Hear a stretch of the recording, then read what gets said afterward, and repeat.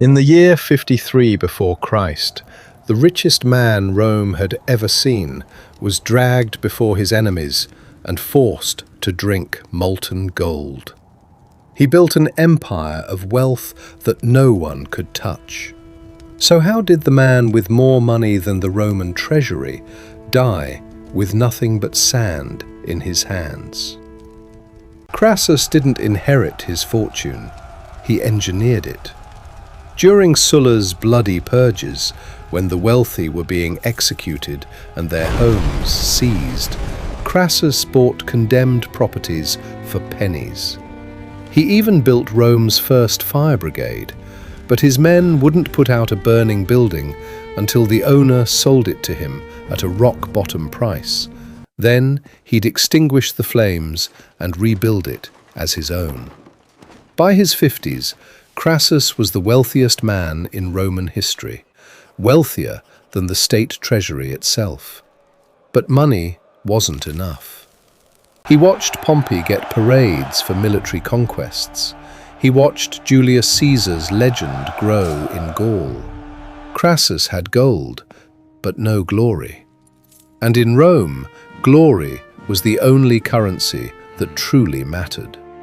In the year 53 before Christ, at nearly 60 years old, Crassus marched a Roman army into Parthia, modern-day Iran and Iraq, chasing the one thing his fortune couldn't buy: military glory.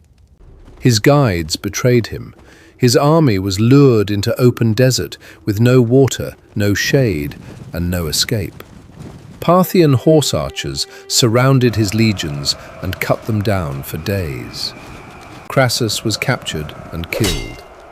Legend says the Parthians poured molten gold down his throat, a final, brutal message.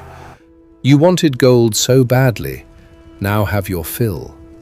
His fortune, decades in the making, couldn't buy back a single hour of that day.